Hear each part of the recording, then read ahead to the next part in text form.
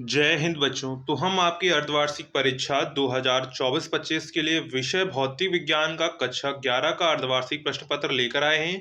ये प्रश्न पत्र आपके साथी सना ने भेजा हुआ है, तो इस प्रश्न पत्र को हम लोग देखने वाले हैं। ये जितने भी क्वेश्चन है वो आपके half yearly exam class 11th physics के लिए वेरी वेरी इंपॉर्टेंट है। तो इन सभी प्रश्नों को एक बार एग्जाम से पहले जरूर देख कर जाइएगा। और अगर आप चैनल पर पहली बार आए हैं तो चैनल को सब्सक्राइब और वीडियो को लाइक करना ना भूलिएगा। तो चलते हैं, हम लोग एक एक करके सारे क्वेश्चंस को देखेंगे, सारे क्वेश्चंस के आंसर देखेंगे और इन क्वेश्चंस की आपको घर पर अच्छे से प्रैक्टिस करनी है। जैसे पहला क्वेश्चन कह रहा है P बराबर a plus x square upon B में a बटा बी की विमा है। तो a बटा बी की विमा यहाँ पर क्या हो जाएगी? तो a बटा बी की विमा हो जाएगी ml की पावर -1 t की पावर -2। ये देखो किसकी विमा होती है? ये जो होती है दाब की विमा होती है। अब देखिए इसकी विमा आई कैसे, इसको समझ लीजिए। देखो यहाँ पर जो P है ये क्या है? प्रेशर यानी कि दाब है, और इधर लिखा हुआ a plus x square upon B.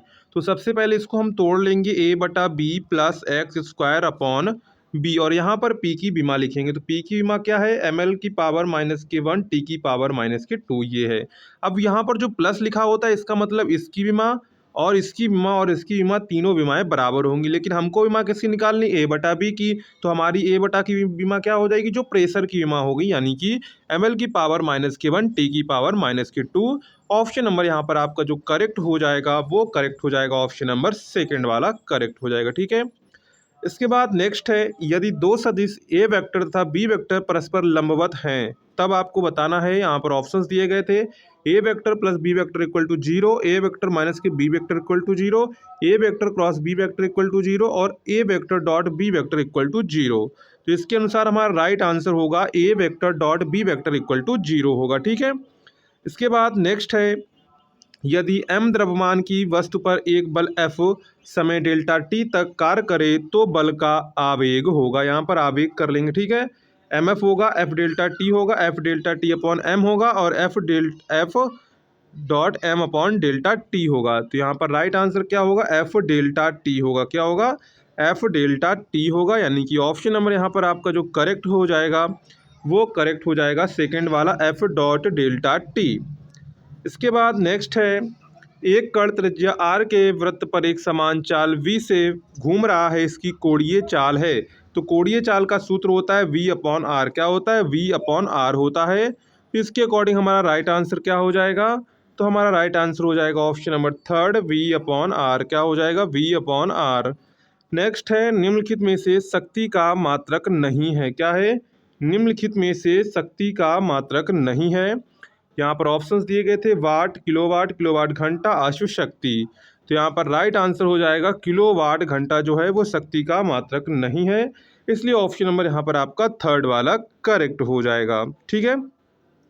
इसके बाद आता है, सभी प्रश्न हल करना अनिवार्य है, यानी कि अब हमको ये यहाँ पर दो दो नंबर के जो हैं अति लघुत्तरीय टाइप के दिए गए हैं, तो इसको भी हम लोग देख लेते हैं। पहला क्वेश्चन क्या कह रहा है?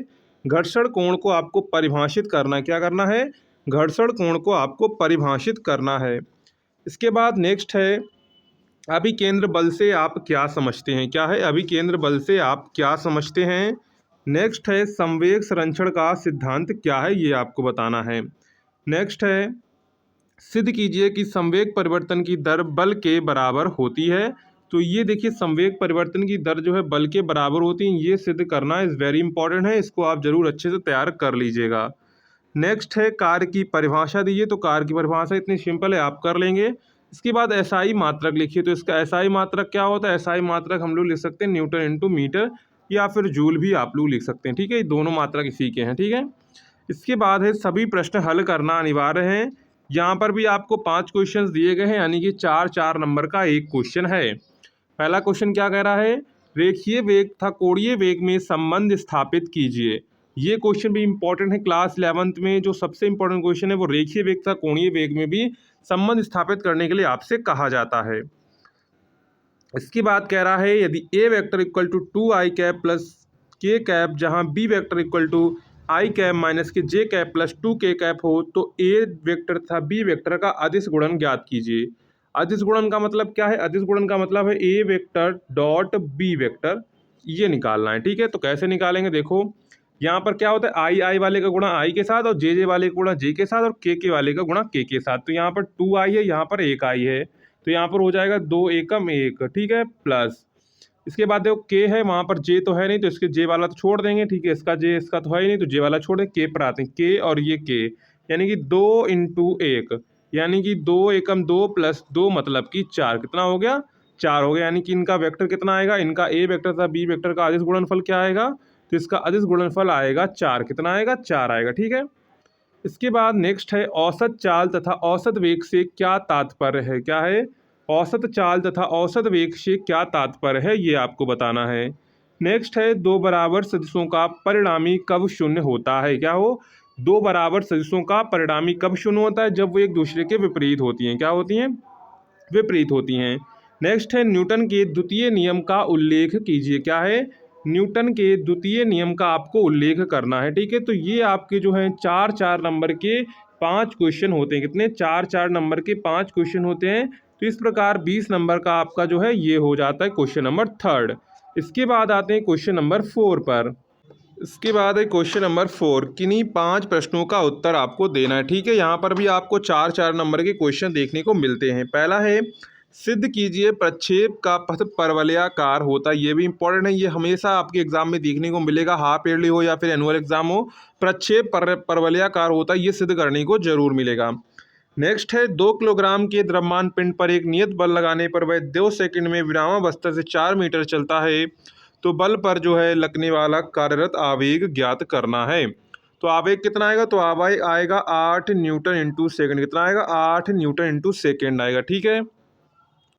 इसके बाद इसी में गा क्वेश्चन है, जब एक गोली 36 से 45 डिग्री कोण पर दागी जाए तो परास क्या होगा, जबकि गोली को 36 से 15 डिग्री पर कोण पर दागते हैं तो उसका 36 परास कितना होता है, 1.5 किलोमीटर होता है। तो जब 45 पर दागा जाएगा तो 3 किलोमीटर 36 परास होगा, कितना होगा, 3 किलोमीटर होगा, ठीक है। इसके बाद नेक्स्ट है एक कण को 20 मीटर प्रति सेकंड के प्रारंभिक वेग से ऊपर की ओर फेंका जाता है, 30 सेकंड बाद कण द्वारा तय की गई दूरी तथा विस्थापन की गणना आपको करनी है, ठीक है। तो दूरी क्या आएगा, विस्थापन क्या आएगा, वो भी देख लेते हैं।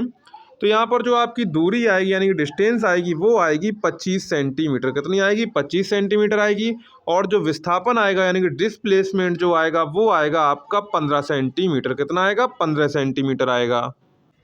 इसके बाद आगे क्वेश्चन देखते हैं। आगे क्वेश्चन कह रहा है 2.5 किलोग्राम द्रव्यमान का एक पिंड 2.5 मीटर त्रिज्या के वृत्ताकार पथ पर 5 मीटर प्रति सेकंड की चाल से घूम रहा है, पिंड पर लगने वाले अभिकेंद्र बल की गणना कीजिए। तो यहाँ पर कितना अभिकेंद्र बल होगा, तो यहाँ पर जो अभिकेंद्र बल होगा वो होगा 25 न्यूटन का, कितना होगा, 25 न्यूटन का होगा, ठीक है। इसके बाद नेक्स्ट है बल आघूर्ण तथा जड़त्व आघूर्ण में संबंध स्थापित कीजिए। तो यहाँ पर भी ये भी क्वेश्चन इंपॉर्टेंट है, बल आघूर्ण तथा जो है जड़त्व आघूर्ण में भी आपसे संबंध पूछा जाता है, तो इसको भी आप अच्छे से तैयार कर लेंगे। इसके बाद 5वां क्वेश्चन है और हमारा लास्ट क्वेश्चन है, कह रहा है कि किन्हीं 3 प्रश्नों के आपको उत्तर देने, एक क्वेश्चन आपका 5 नंबर, इस प्रकार आपका 15 नंबर का ये क्वेश्चन होता है, ठीक है। पहला क्वेश्चन कह रहा है यदि किसी पिंड का 10% बढ़ाने पर यानी कि संवेग 10% बढ़ जाने पर उसकी गतिज ऊर्जा कितने प्रतिशत बढ़ जाएगी, तो उसकी गतिज ऊर्जा 21% बढ़ जाएगी, कितनी बढ़ जाएगी, 21% बढ़ जाएगी। नेक्स्ट है कार्य ऊर्जा प्रमेय का कथन लिखिए और इसे सिद्ध कीजिए, ठीक है। और ऊपर था संरंची तथा असंरंची बलों से क्या तात्पर्य है। देखो संरंची और असंरंची बल भी इंपॉर्टेंट है और कार्य ऊर्जा प्रमेय का कथन लिखिए और इसे सिद्ध कीजिए। कार्य ऊर्जा प्रमेय भी इंपॉर्टेंट है, तो इसको भी आप अच्छे से तैयार कर लीजिएगा, ठीक है। इसके बाद नेक्स्ट है 0.5 किलोग्राम द्रव्यमान की एक गेंद को 1 मीटर लंबी डोरी के सिरे से बांधकर ऊर्ध्वाधर वृत्त में घुमाई जा रही है, वृत्त के निम्नतम बिंदु पर गेंद की चाल ज्ञात कीजिए। तो निम्नतम बिंदु पर गेंद की चाल होगी 5 मीटर प्रति सेकंड, कितनी होगी, 5 मीटर प्रति सेकंड होगी। और हमारा लास्ट क्वेश्चन बनता है सीमांत घर्षण से आप क्या समझते हैं, सीमांत घर्षण के नियम लिखिए। देखिए सीमांत घर्षण भी इंपॉर्टेंट है, घर्षण से जो घर्षण चैप्टर है उससे सबसे इंपॉर्टेंट जो सीमांत घर्षण उसके नियम जो है वो वेरी इंपॉर्टेंट है, तो इनको भी आप अच्छे से तैयार कर लीजिएगा, ठीक है। इस पेपर में ज़्यादातर जो क्वेश्चन है वो आपके एग्जाम के लिए इंपॉर्टेंट है, ये पेपर सबसे अच्छा पेपर मुझको देखने को मिला अभी तक जितने पेपर आए, इसमें जितने क्वेश्चन है वो आपके एग्जाम के लिए इंपॉर्टेंट है, तो इन सभी को आप लोग जो है एक बार एग्जाम से पहले जरूर देख कर जाइए, 100% आपको इस पेपर से लाभ मिलेगा। और अगर आप चैनल पर पहली बार आए हैं तो चैनल को सब्सक्राइब जरूर कर लीजिएगा। साथ में टेलीग्राम व्हाट्सएप ग्रुप की लिंक आपको डिस्क्रिप्शन में मिल जाएगी, तो उसे आप जरूर ज्वाइन कर लीजिएगा। ठीक है, मिलते हैं नेक्स्ट वीडियो में, तब तक के लिए जय हिंद बच्चों।